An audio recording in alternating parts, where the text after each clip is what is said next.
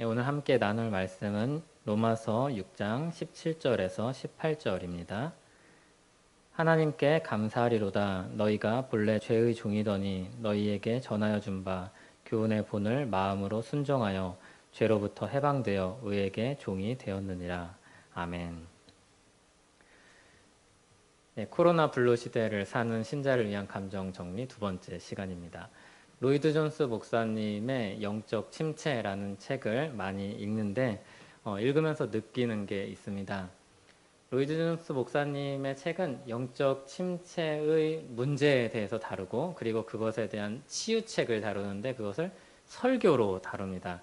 그래서 결론을 보고 이렇게 각 주제들을 이렇게 살펴보면 다 복음 설교입니다.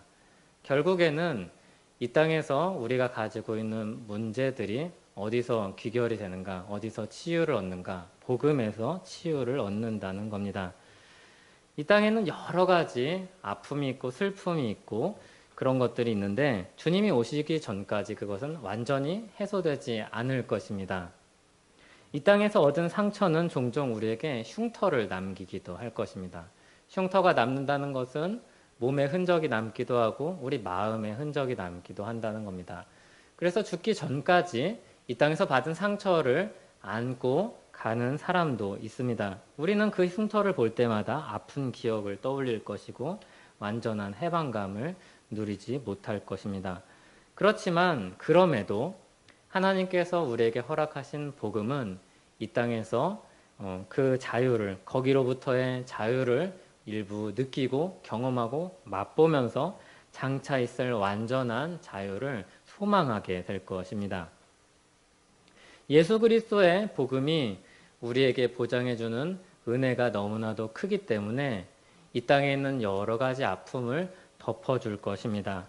하나님께서 우리를 사랑하시는 그 사랑이 너무나도 커서 우리가 그냥 매일매일 고통 가운데 살게 하시지 않으시고 우리의 마음이 평안하고 그리고 기쁨 가운데 살 수 있도록 우리를 인도해 주실 것입니다. 하나님은 아담이 타락할 때 즉각적으로 개입하셨습니다. 회복의 프로젝트를 바로 시작하셨습니다. 이 땅에 사는 우리를 위해서도 그렇습니다. 이 땅에 있는 주님의 자녀들을 위해서도 그렇습니다. 우리가 아프고 신음할 때 하나님께서 그것을 보고 슬퍼하십니다. 아파하십니다. 괴로워하십니다. 그리고 즉각적으로 개입하시고 참으로 산 사람으로 살게 하십니다. 성경은 우리에게 이것을 가르쳐 줍니다. 때로는 우리가 이것을 감정적으로 느끼지 못할 수 있습니다. 때로는 이것을 우리가 우리에게 멀리 있는 하나님의 역사처럼 느낄 때가 있습니다. 그렇지만 성경을 돌아가서 보면 하나님은 언제나 우리를 눈동자처럼 지켜보시고 우리를 살펴보시고 우리의 아픔을 아파하시고 우리를 위해서 위로하시고 우리를 깨끗하게 그리고 고치는 쪽으로 계속해서 이끌어 가신다는 것을 우리에게 가르쳐 줍니다. 하나님은 우리를 하나님의 형상으로 만드셨습니다. 타락으로 인해 그런데 이 하나님의 형상이 뒤틀리고 왜곡되었습니다. 그럼에도 우리가 사람들을 볼 때 이런 느낌을 받습니다. 사람이라는 존재는 정말 대단하다, 정말 놀랍다, 정말로 아름답다 이렇게 느낍니다. 왜곡된 하나님의 형상임에도 그 형상이 왜곡되고 조각뿐일지라도 그렇게 아름다운 것입니다. 하나님은 망가져버린 하나님의 형상을 슬퍼하십니다. 내버려 두지 않으십니다. 예수 그리스도의 복음으로 이 망가진 형상을 고치시고 회복시키십니다. 그래서 우리를 가리켜서 예수 그리스도 안에서 우리가 새로운 피조물이 되었다고 고백합니다. 자기 존재 가치를 잃어버리면 사람들이 낭망합니다. 영적 침체로 가는 길이 여러 가지가 있는데 그 중에 하나는 자기의 존재 가치를 잃어버리는 겁니다. 어떤 사람들은 존재 가치를 자기 몸값에 둡니다. 자기가 사회에서 어느 정도의 페이를 받는 사람인지에 따라서 자기 몸값으로 자기 가치를 매깁니다. 어떤 사람들은 외모의 아름다움으로 자기 가치를 매깁니다. 어떤 사람들은 신체의 탁월한 능력으로 가치를 매깁니다. 어떤 사람은 그 사람이 가지고 있는 지혜로, 어떤 사람은 그 사람이 가지고 있는 예술적인 능력으로, 어떤 사람은 그 사람이 가지고 있는 재물로 자기 가치를 매깁니다. 그런데 하나님께 이 모든 가치는 무의미합니다. 하나님께서 가장 관심 있게 두고 있는 가치는 하나님의 형상으로서의 인간입니다. 그래서 죄악으로 인해 이 망가진 하나님의 형상을 예수 그리스도 안에서 회복시키시며 그것을 온전하게 만드시려는 그런 프로젝트를 이 땅에서 진행하고 계신 것입니다. 초월자이신 하나님께 중요한 가치는 하나님의 형상으로서의 인간입니다. 사람이 독특한 특성을 가지고 있고 다른 동물들과 다른 피조물과 구별되는 것 중 가장 큰 차이는 바로 이것입니다. 하나님의 형상으로서의 인간입니다. 하나님이 부여하신 신적인 가치가 우리 안에 있다는 것을 타락한 사람들은 잊어버렸고 잃어버렸고 왜곡되었고 그리고 그것을 느끼지 못합니다. 그런데 그것을 다시 되찾게 하시는 것입니다. 되돌려 주시는 것입니다. 죄는 우리의 지정의를 다 망가뜨렸습니다. 그래서 우리의 지성이 정상적으로 작동하지 않습니다. 우리 감정도 그렇고 의지도 그렇습니다. 우리는 아는 대로 느끼지 않습니다. 좀 이상한 말 같은데 아는 대로 느끼지 않습니다. 그리고 알고 느끼는 대로 살지 않습니다. 지성과 감성과 의지가 제대로 작동을 하지 않는 것이죠. 고장난 로봇이 의미 없는 행동을 반복하듯이 사실은 기밀하게 협력하여서 한 존재로서 빛나야 될 우리가 모순된 결과를 가져옵니다. 부지런하다는 게 우리를 건강하게 하는 줄 알지만 몸은 게으른 상태를 즐거워합니다. 달콤한 설탕을 많이 먹으면 몸에 안 좋은 거를 알면서도 달콤한 음식을 보면 마음이 설렙니다. 화가 나면은 납득할 만한 일도 받아주지 않고 기분이 좋으면 납득할 수 없는 일도 받아줍니다. 의지는 말할 것도 없죠. 우리는 다 언행, 불일치를 경험합니다. 게다가 하나님의 뜻을 따라서 생각을 해보면 타락한 인간성만큼 절망적인 것이 없습니다. 우리 지성은 하나님을 제대로 알지 못하고 하나님의 뜻을 깨닫지 못합니다. 우리 감정은 하나님의 뜻을 즐거워하지 않습니다. 우리 타락한 의지는 하나님의 뜻을 거부합니다. 이 왜곡된 하나님의 형상을 하나님께서 예수 그리스도 안에서 회복시키십니다. 이 회복시키시는 과정은 하나님께서 그 안에 어떤 가능성을 집어넣는다든지 어떤 능력을 부여해서 점점점 좋게 만드는 게 아닙니다. 그 정도로 우리가 타락한 게 아니라 완전히 타락하였기 때문에 우리 스스로 그것을 갱생할 수 있는 능력을 완전히 잃어버렸기 때문에 하나님은 우리를 완전히 새롭게 하심으로 하나님의 형상을 우리 안에서 회복시키십니다. 고린도후서 5장 17절은 이렇게 말씀합니다. 그런즉 누구든지 그리스도 안에 있으면 새로운 피조물이라 이전 것은 지나갔으니 보라 새 것이 되었도다. 예수 그리스도 안에 있는 사람을 완전히 새롭게 하십니다. 우리가 지난 시간에 참된 토대에 대해서 이야기를 하면서 소망이신 하나님 외에 우리 마음이 둘 곳이 없다는 것을 살펴보았습니다. 우리는 오늘은 그 소망이신 하나님께서 우리에게 가르쳐 주시는 지식이 무엇인지를 볼 것입니다. 로마서 6장 17절 18절을 보면 우리는 본래 죄의 종이었는데 의의 종이 되었다고 선언합니다. 이전에는 우리가 죄의 지배를 받고 있는 상황이었습니다. 죄의 지배는 다른 말로 사탄의 지배입니다. 그래서 아무리 발버둥 치고 헤어나오려고 해도 이 죄의 그늘에서 빠져나올 수 없었습니다. 하나님을 알 수도 없었고 당연히 하나님을 따를 수도 없었습니다. 우리 지성과 감성과 의지가 죄로 인해 부패하고 변질되었기 때문입니다. 우리 지식은 왜곡되어서 어떤 현상을 우리가 경험합니까? 진리를 분별하지 못합니다. 진리의 말씀을 들어도 타락한 인성으로는 타락한 지성으로는 그것을 분별하지 못합니다. 무엇이 선인지 무엇이 악인지 무엇이 하나님의 뜻인지 무엇이 하나님이 미워하시는 뜻인지 깨닫지 못합니다. 우리 감정은 선을 기뻐할 줄 모릅니다. 우리 의지는 연약하여서 그것으로부터 돌이키지 않습니다. 그런데 예수 그리스도 안에 있는 사람을 로마서에는 어떻게 묘사하냐면 더 이상 죄의 종이 아니다. 의의 종이다. 의의 지배를 받는 사람들이다. 의로우신 하나님의 통치를 받는 사람들이다. 이렇게 선언합니다. 그분의 지배를 받는 사람들이 되었습니다. 사탄의 통치를 벗어나서 죄의 지배를 벗어나서 하나님의 통치를 받는 백성이 되었습니다. 그래서 그 변화로 나타난 결과가 우리는 진리의 말씀을 보고 깨닫습니다.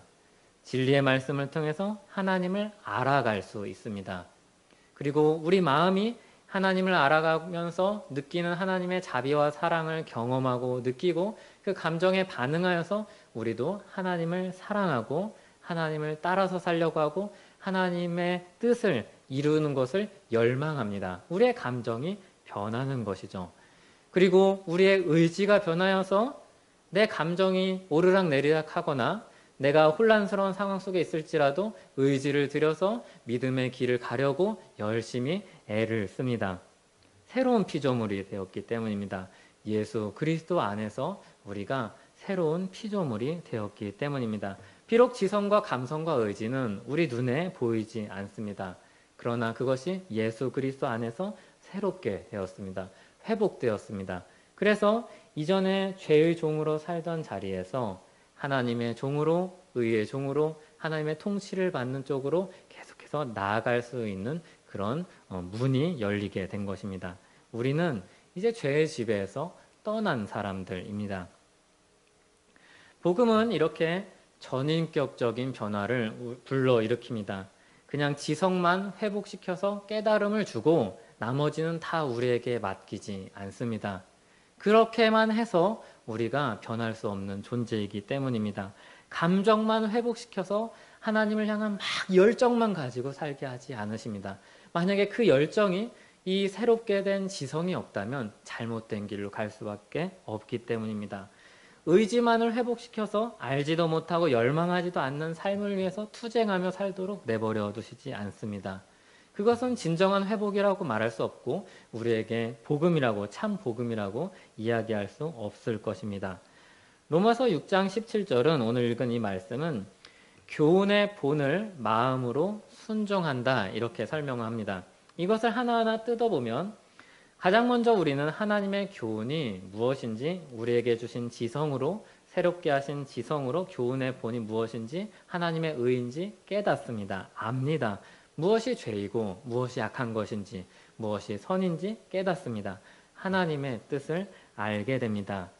이런 알은 그냥 알므로 머물러 있지 않고 우리 마음에 선한 것을 갈망하는 열망을 불러일으킵니다. 그런 감정을 불러일으킵니다. 예를 들어서 우리가 어떤 맛있는 음식을 안다고 생각해 보죠. 그럼 이 맛있는 음식을 볼 때 우리 마음에 일어나는 동요가 있습니다. 아, 저거 정말 맛있겠다. 먹고 싶다. 저것을 맛보고 싶다. 그리고 몸이 반응해서 군침이 돌기도 합니다. 우리 마음이 그것을 기뻐하고 우리 몸이 반응하게 되는 것입니다. 새롭게 된 지성은 우리에게 그런 감정을 불러일으킵니다.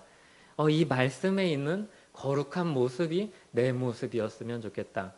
하나님의 성품을 닮아서 다른 사람들을 품고 사랑하고 자비를 베푸는 것이 내 마음이면 좋겠다. 그런 것들을 열망하게 됩니다. 이전까지 모르고 죄를 막 행했지만 이제는 무엇이 악한 것인지 깨닫고 거기를 벗어나고 싶어 합니다. 아, 내가 왜 이렇게 나쁜 일을 했지? 내가 이렇게 나쁜 생각을 하지? 이것을 깨닫고 미워하게 됩니다.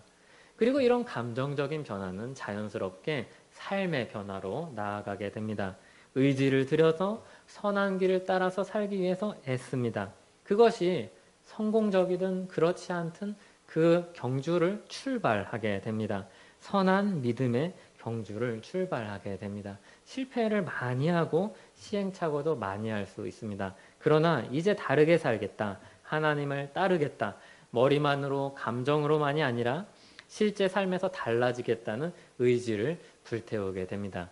새롭게 된 하나님께서 우리를 새롭게 하신 지와 정과 의가 바로 우리 안에 이런 경험을 불러일으킵니다. 그래서 예수 그리스도를 믿고 나면 잘못된 것들을 알게 되고 예수 그리스도를 믿고 나면 선한 것을 갈망하고 나쁜 것, 죄를 미워하는 감정들이 생깁니다. 그리고 의지를 들여서 이것들을 계속해서 의를 향해서 하나님을 향해서 끌어가고자 합니다. 여기서 생기는 괴로움이 있습니다. 여러분 신기하게 복음을 듣고 변화를 일으켜가고 있는 그 과정 속에서 우리는 괴로움을 경험합니다. 이전에는 몰랐던 잘못을 알게 되고 이전엔 미워하지 않던 것을 미워하게 되고 거기서부터 우리가 선한 것으로 하나님을 향해서 나아가려고 하기 때문입니다. 예수 그리스도의 복음은 이처럼 우리 인생, 우리 삶 전체를 변화시킵니다. 우리의 전 인격을 변화시킵니다. 복음은 참으로 우리 전부를 바뀝니다. 이것이 좀 점진적으로 시간이 필요한 것이기 때문에 그리고 어떤 사람들은 이것에 좀 무디기도 하고 예민하기도 해서 좀 다르게 느끼기도 하지만 예수 그리스도 안에 있는 모든 사람에겐 이 변화가 시작됩니다. 그래서 예수 그리스도 안에 있는 사람이 이제 새로운 피조물이라고 선언할 수 있는 것입니다. 중요한 것은 이것을 아는 것이 중요한데 그것보다 더 중요한 것은 이 일이 우리 스스로 행한 것이 아니라 하나님께서 시작하신 일이라는 것입니다. 이것을 아는 것이 굉장히 중요합니다. 만약에 우리가 어떤 것을 깨달아 알아서 바꾸겠다. 내가 열망하는 것을 따라서 내가 그것을 추구하며 살겠다. 그것을 추구하면서 살 때 어떤 어려움이 닥쳐도 그것을 불굴의 의지로 이겨내겠다라고 생각을 하면 우리는 반드시 넘어질 것입니다. 그런데 이게 우리 편에서의 그런 의지와 열망과 그런 생각도 있지만 하나님 편에서의 생각과 그리고 계획과 그리고 열망과 그리고 의지도 있다는 사실을 우리는 꼭 기억해야 합니다. 죽은 사람에게 일어나라고 하면 일어날 수 있겠습니까? 반응할 수 없는 것입니다. 성령 하나님께서 우리 안에 시작하신 일이 있기 때문에 새 생명을 주신 것이 있기 때문에 우리가 반응할 수 있는 것입니다. 우리가 받은 은혜가 무엇인지 우리가 안에서 시작된 생명이 무엇인지 우리는 기억해야 합니다. 우리는 먼저 이런 사실들을 말씀을 통해서 확인해야 됩니다. 우리 지성이 타락하여서 죄로 인해서 왜곡되고 뒤틀렸다고 하였습니다. 그래서 우리는 그것을 다시 말씀을 통해서 재확인하고 내가 알고 있는 선악의 기준을 바꾸고 내가 열망하고 내가 추구해야 될 바를 다시 재정립하고 하는 과정들이 필요합니다. 그동안 죄로 인해 물들었고 왜곡되었던 지식들을 바로 잡아야 합니다. 이것은 마치 이전에 미신처럼 알고 있었는데 잘못된 의학 지식을 알고 그 민간요법의 유해성을 깨닫고 버리는 것과 같습니다. 우리가 그동안 살면서 가져왔던, 모아왔던, 쌓아왔던, 배워왔던 지식들이 예수 그리스도 안에서 진리의 말씀을 통해서 재확인해야 되는 것입니다. 죄의 지배 아래에 있지 않다는 것은 우리가 죄를 분별할 수 있고 하나님의 뜻을 깨달을 수 있게 되었다는 것입니다. 이전에는 구분할 수 없고 깨달을 수 없었던 것을 이제 알게 됩니다. 선명하게 드러난 하나님의 말씀으로 그것을 깨닫고 거짓된 속삭임을 버리는 과정 속에 있습니다. 죄로 인해 물든 지식의 옷을 벗는 것입니다. 새로운 삶의 시작부터 끝까지 역사의 시작과 끝까지 그리고 세상을 아우르는 하나님 나라 복음에 대해서 우리는 배워야 합니다. 예수님은 나를 구원하는 복음만을 가르치지 않으셨습니다. 예수님은 온 세상을 구원하는 하나님 나라 복음에 대해서 가르치셨습니다. 그 나라의 통치에 대해 가르치셨습니다. 사탄은 그런데 그 빈틈을 파고 얻으려고 합니다. 우리가 알고 있는 지식을 혼란스럽게 하고 우리가 가지고 있는 지식을 의심하게 합니다. 우리가 모호하게 알고 있는 부분들, 하나님이 계시하셔서 말씀 후에 검으로 삼게 주신 것들을 갖춰지지 않은 그런 약점들을 찌르려고 합니다. 혼란스럽게 두렵게 합니다.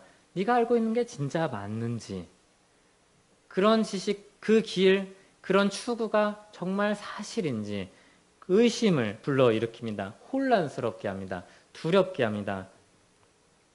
그럴수록 우리는 하나님의 말씀에 기대어서 내가 가지고 있는 지식, 내가 가지고 있는 상황을 보고 판단하고 생각해야 합니다. 하나님 나라 복음이 우리에게 주고 있는 변화, 하나님께서 우리 안에서 시작하신 그 선한 일이 무엇인지를 계속해서 배우고 되뇌어야 합니다. 우리를 혼란스럽게 하고 두렵게 하는 그 사탄과 맞서 싸우기 위해서 우리에게 주신 공경 무기입니다. 말씀의 검입니다. 하나님께서 우리를 어떻게 구원하시는지, 우리를 구원하시기 위해서 어떤 대가를 치르셨는지, 우리가 무엇 때문에 구원받은 하나님의 자녀가 되었는지, 하나님께서 우리를 어떻게 붙드시고 보호하시는지, 어떻게 인도하시는지 하나님의 말씀을 통해서 계속해서 살펴보아야 됩니다. 눈에 보이지 않는 영적 세계에 대한 바른 이해를 가지고 거짓과 속임수를 분별해야 됩니다. 잘못된 지식으로 말미암아 멀리 돌아오고 큰 아픔과 슬픔을 경험하는 경우가 있습니다. 대표적인 경우가 이단과 사이비에 빠지는 경우입니다. 하나님을 섬기려는 열망을 가지고 있는데, 하나님을 쫓아서 가려는 굉장한 의지를 가지고 있는데 잘못된 지식을 가지고 있어서 멀리 돌아오는 겁니다. 그 아까운 시간들과 그의 에너지와 그런 여러 가지 재화들을 버리게 되는 것이죠. 하나님을 바르게 섬기지 못하고 이 땅에서 허락하신 은혜를 제대로 누리게 하지 못합니다. 이들은 교회로 가만히 조용히 들어오기도 하고 허황된 지식을 조금씩 뿌리기도 합니다. 힘든 시기를 틈타서 거짓 위로를 던지기도 합니다. 달콤한 것들로 깨어서 우리 마음을 사로잡아 가기도 합니다. 만일 그런데 우리가 바른 지식을 가지고 있었다면 우리는 속지 않았을 것입니다. 만약에 바른 지식 토대 위에 서 있었다면 우리는 아파할 일도 없고 괴로워할 일도 없는 그런 일들이었을 것입니다. 물론 이단에 빠지는 문제가 단지 지성만의 문제는 아닐 것입니다. 그러나 하나님에 대한 지식을 어떻게 가지고 있느냐가 큰 차이를 나게 될 것입니다. 어떤 사람들은 교리에 대해서 정확히 외워서 설명할 수는 없지만 그 교회에서 자라면서 계속해서 들어왔던 그런 배경이 있기 때문에 어떤 사람이 이상한 교리를 이야기할 때 이거는 좀 다른데, 내가 알고 있는 것과 다른데, 그것을 깨닫습니다. 그리고 그것을 저항하고 다시 확인하고 그 길로 들어서지 않습니다. 우리가 가지고 있는 지식은 굉장히 중요합니다. 또 지금과 같이 전염병으로 인해 많은 사람들이 아파하고 힘들어하는 시기에는 더욱더 이 지식이 중요합니다. 사탄은 끊임없이 우리를 속삭입니다.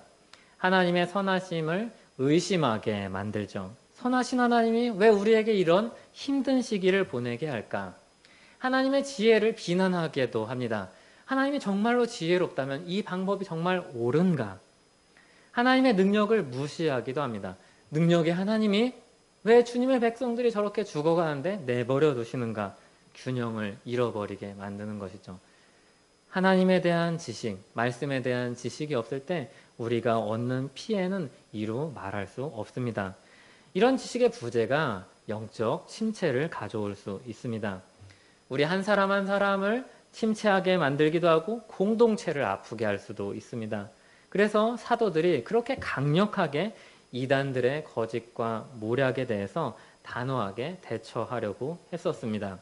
많은 서신들을 통해서 그 교묘함을 파헤치려고 한 사랑의 수고가 이 신약 성경에 담겨 있습니다. 결국 그것은 우리에게 이 말씀을 기록해서 잘못된 길로 빠져들지 않도록 우리를 보호하시는 예방주사요, 하나님의 사랑입니다. 이 하나님의 사랑의 음성으로 이 말씀을 들으십시오. 배우십시오. 익숙해지십시오. 그래서 거짓 속삭임에 빠지지 말고 영적 침체로 자기 자신을 흘러들어가게 하지 마십시오. 우리가 이것에 익숙해져야 합니다.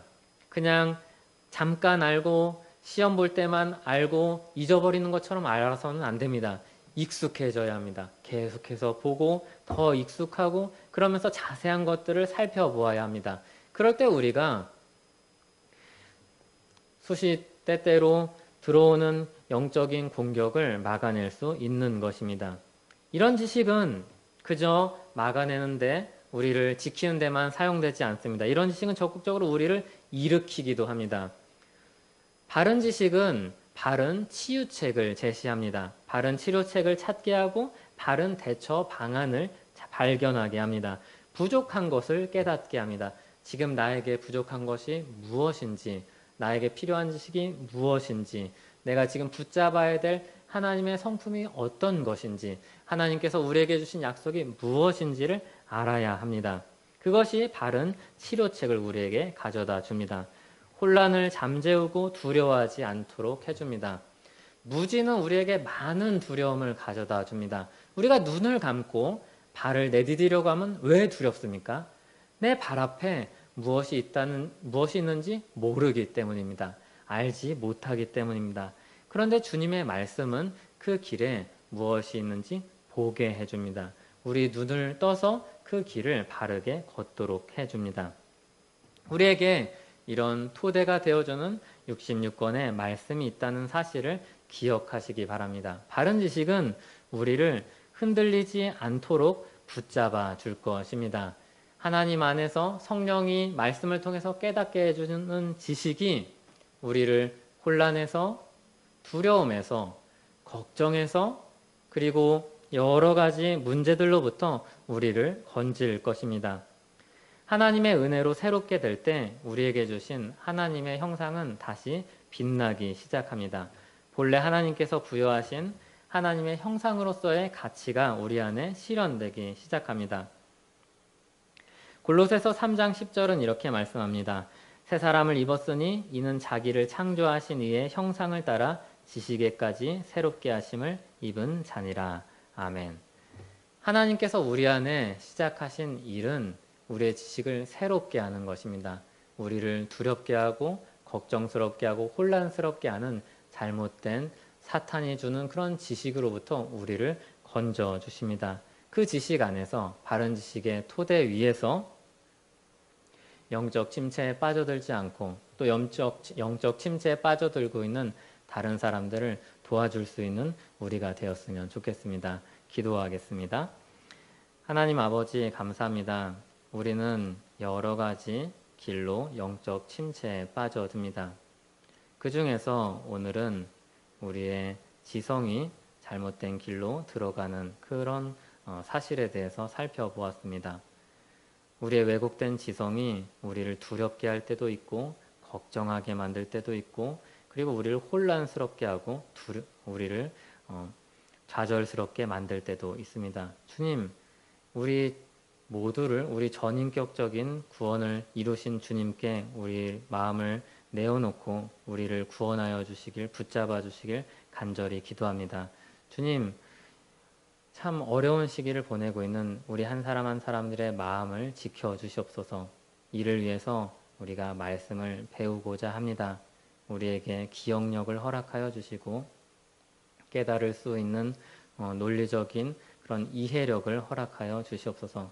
그리고 그것을 토대로 우리가 주님 안에서 평안과 기쁨을 누리며 주님을 더 열심히 쫓아가는 삶을 살게 하여 주시옵소서. 예수님 이름으로 기도합니다. 아멘.